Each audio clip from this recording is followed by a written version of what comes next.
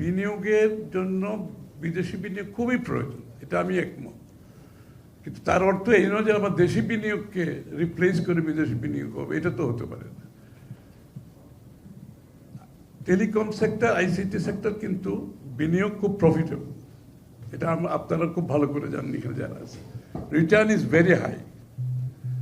এই জন্য বিদেশি কোম্পানিদের অবশ্যই একটা ইন্টারেস্ট এখানে থাকবে।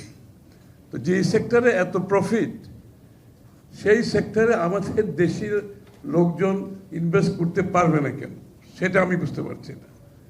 ইটস হাই রিটার্ন সেক্টর, কিন্তু আপনি সাবমেরিন কেবল বলেন, আপনি ইন্টারনেট পুরো service, telecom service, last mile connectivity পর্যন্ত ইটস অল প্রফিটেবল বিজনেস। এবং এখানে এই বলতেছিল যে বাইরের থেকে ইনভেস্টের নামে এসে একটা লোকাল ব্যাংকিং থেকে, আমাদের ফাইন্যান্সিয়াল সেক্টর থেকেও তারা লোন দিচ্ছে। এবং এইখানে কিন্তু এই এডিবির কিছু ইনভেস্টমেন্ট আছে, আপনার জানেন ফাইবারগুলোর যে 3টা ফাইবার লাইন আছে, এখানে এডিবি 2% ইন্টারেস্টে কিন্তু ভালো বিনিয়োগ আছে এখানে। সুতরাং এইসব জায়গায় কিন্তু আমাদের দেশি বিনিয়োগকারীদের জন্য একটা সুযোগ আছে। সুতরাং আমাদের পলিসি করার সময় এগুলো মাথায় রাখতে হবে।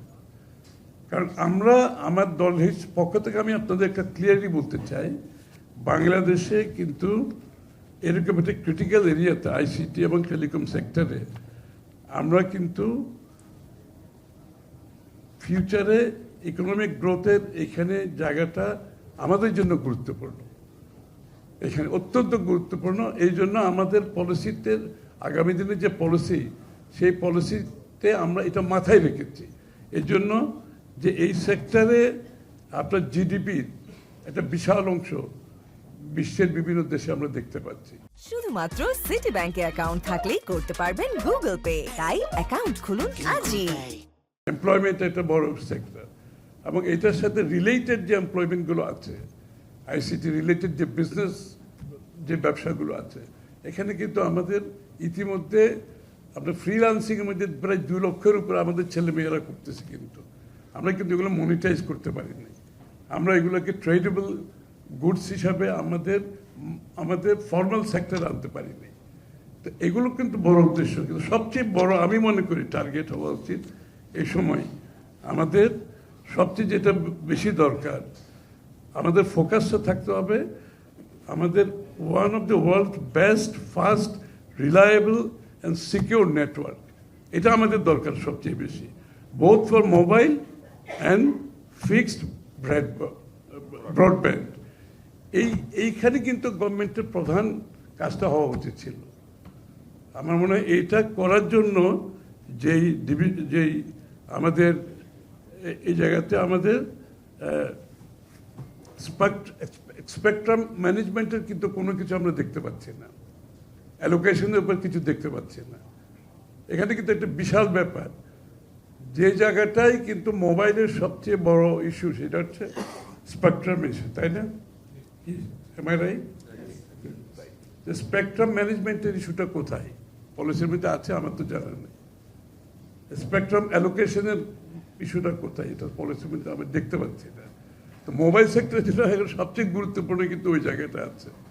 তারপরে আপনার ব্রডব্যান্ডের বেলায় আপনারা অনেকে ইনভেস্ট করেছেন। হ্যাঁ, ব্রডব্যান্ডের আপনি যদি রোবাস্ট ব্রডব্যান্ড ছাড়া আমরা ইন্টারনেট সার্ভিস থেকে অল সার্ভিসেস, এটা সম্ভব না আমাদেরকে, এটা আমাদেরকে তো করতে হবে।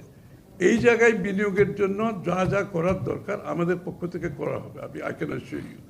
এবং এখানে দেশি বিদেশির মধ্যে কোনো ডিসক্রিমিনেশন করা হবে না, আগামী দিনে কোনো ডিসক্রিমিনেশন করা হবে না। এবং আমি আগেও বলেছি, এই sector is a profitable sector with high return. তো বাংলাদেশের ব্যবসায়ীরা এটা সুযোগ নিতে পারবে না কেন? আমার মনে হয় তার সুযোগ নেওয়ার যথেষ্ট সুযোগ আছে।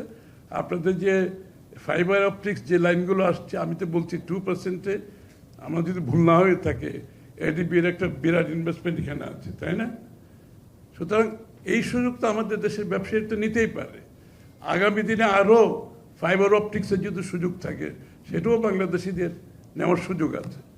একটা কথা ভালো বলেছে, যেটা আমাদের এখন অন্য দেশের উপর দিয়ে আসছে, ভারতের উপর দিয়ে,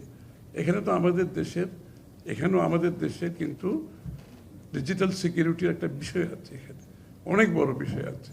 তো সেই ক্ষেত্রে তো আমার জন্য তো আপনার অপটিক্যাল ফাইবার, সাবমেরিন ফাইবার, এগুলো তো আরো ওপেন করে দেওয়া দরকার। এখানে তো রেস্ট্রিকশনের কোনো দরকার নেই। লাস্টলি আমি যেটা বলবো সেটা হচ্ছে, ওনারা একটা পলিসি দিয়েছেন, স্টেক হোল্ডারদের সাথে ওনারা বলছেন, ওনারা কথা বলেছেন, স্টেক হোল্ডাররা বলছেন আমাদের কথা শুনেছেন, কিন্তু ওনারা ওনাদের মতো করে করেছেন। সো আমরা তো একটা ডেমোক্রেটিক অর্ডারের দিকে যাচ্ছি এখন দেশটা। এই 14-15 মাস আমরা দেশে আমরা যারা আছি, দেশে কিন্তু কোনো ডেমোক্রেটিক অর্ডার নেই, একটা অনির্বাচিত সরকার আছে। সুতরাং ওনাদের একটা লিমিটেশন আছে, এবং সেই লিমিটেশনের মধ্যে থেকে কাজ করা উচিত। এবং বড় বড় ডিসিশনগুলো at the end of the day, আপনি যদি গণতান্ত্রিক অর্ডারে রিপ্রেজেন্টেটিভ ক্যারেক্টার যারা জনগণের কাছে জবাবদিহি থাকবে, সেই ডিসিশনগুলো অপেক্ষা করা উচিত আমি মনে করি। আমি আপনাদেরকে এটা আশ্বস্ত করতে চাই যে ডেমোক্রেটিক অর্ডার ফিরে আসার পরে আমার মনে হয় এই বিষয়গুলো রিভিউ করা দরকার, এবং রিভিউর মাধ্যমে আমার দেশের ইন্টারেস্ট, আমার জনগণের ইন্টারেস্ট, আমার ইনভেস্টরদের যে ইন্টারেস্ট আছে সেটা সুরক্ষা করা একটি ডেমোক্রেটিক্যালি ইলেক্টেড গভর্নমেন্টের দায়িত্ব।